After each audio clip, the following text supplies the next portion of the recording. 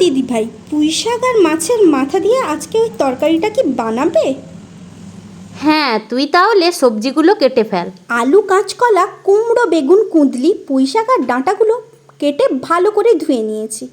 আমিও এদিকে মাছের মাথাটা ধুয়ে ভালো করে নুন হলুদ মাখিয়ে নিচ্ছি।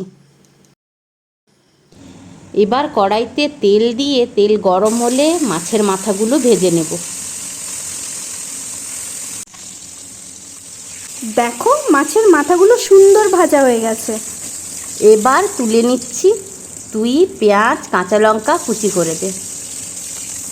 আমি তো আগে থেকেই পেঁয়াজ আর কাঁচা লঙ্কা কুচি রেডি করে রেখেছি। তাহলে আবার কি, ওই তেলে ফোড়নে শুকনো লঙ্কা, 5 ফোড়ন, জিরে দিয়ে সবজিগুলো ঢেলে পরিমাণ মতো নুন দিয়ে নাড়াচাড়া করে ঢাকা দেব কিছুক্ষণ।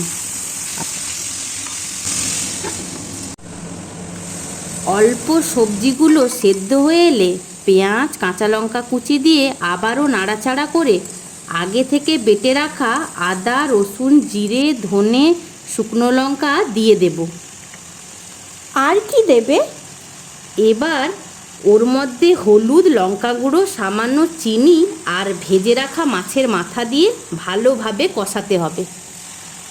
কষানো হয়ে এলে আগে থেকে কেটে রাখা পুঁই শাকের পাতা ও অল্প মশলা ধোয়া জল দিয়ে নাড়াচাড়া করে ঢাকা দেব কিছুক্ষণ।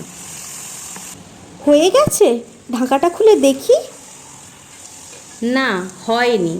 এবার সর্ষে, কাঁচা লঙ্কা বাটা, অল্প পরিমাণে জল দিয়ে নাড়াচাড়া করে ওপর থেকে কাঁচা সর্ষের তেল ছড়িয়ে আবারও ঢাকা দেব।